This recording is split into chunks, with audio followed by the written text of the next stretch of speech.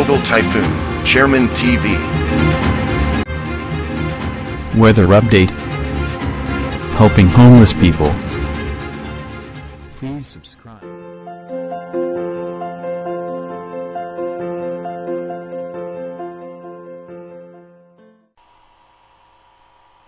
Magandang gabi po. Ito po ang latest update natin para nga po dito sa minomonitor natin low pressure area na nasa labas ng Philippine Area of Responsibility. Ayon nga sa advanced weather forecast ng European Center at ng Joint Typhoon Warning Center, ito nga po ay mataas pa rin ang tsansa na maging isang bagyo bago pumasok sa Philippine Area of Responsibility at nagbago nga yung ating bagong prediction. Ito nga po ay may posibilidad na bababa bahagya pa dito sa may parte ng Dinagat Island. Tapos dediretso po yan dito sa may parte ng Cebu at lalabas po yan dito sa may Rojas City. Yun po yung pinaka-latest update ng advanced prediction ng European Center. Sa ngayon nga po patuloy na nakaka-apekto yung amihan sa may extreme northern Luzon at yung easterlies ay apektado pa rin po yung halos malaking bahagi ng ating bansa.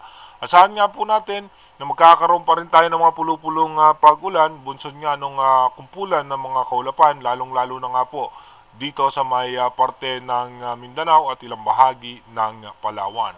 Dumako na muna tayo sa ating rain map animation kung saan yung mga posibleng lugar na makakaranas ng pag-ulan.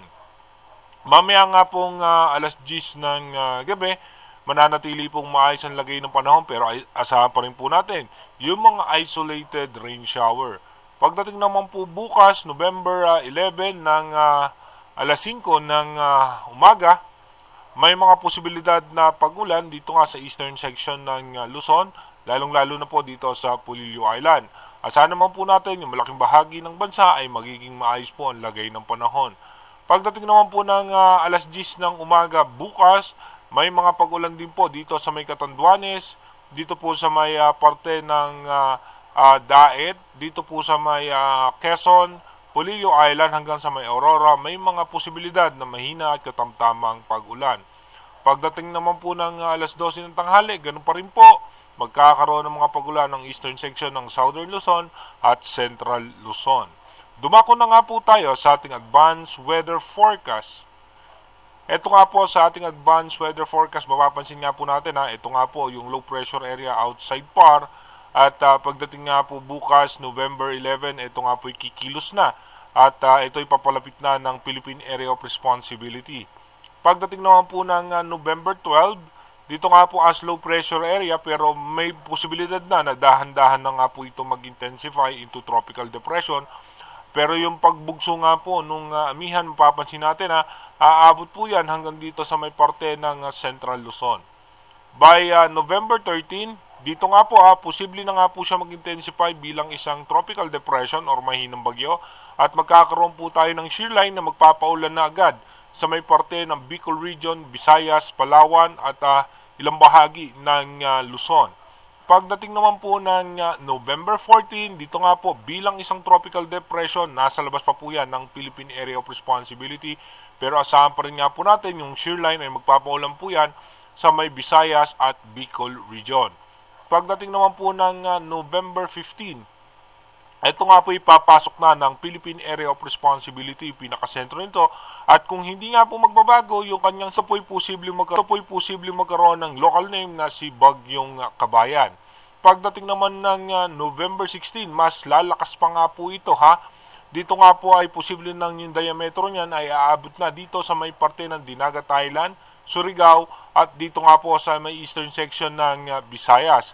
At pagdating naman po ng November 17, posible nga po magkaroon ito ng landfall scenario dito sa may parte ng Visayas at dito naman ay dediretso yan. Pagdating ng November 18, dediretso po yan dito sa may parte ng Rojas City at lalabas nga po yan dito sa may parte ng coastal water ng Mindoro provinces.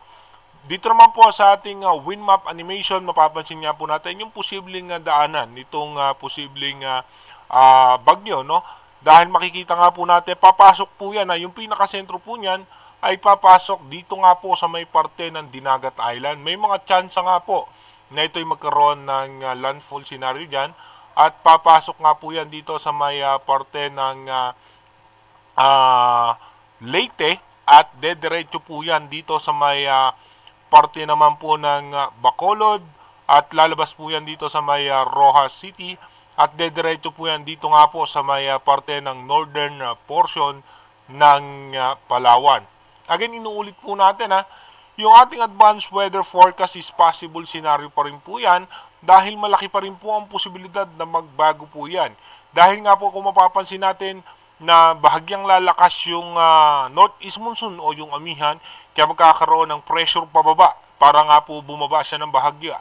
Pero dahil nga malayo pa itong posibleng sama ng panahon na to, napakarami pa pong posibilidad na magiging senaryo ito. Kaya manatili tayong tumutok sa ating advanced weather forecast. Naman natin kung saan nga ba yung pinaka magiging accurate na dadaanan nitong posibleng sama ng panahon na makakaapekto sa ating bansa. Mag-iingat po tayo palagi. God bless po.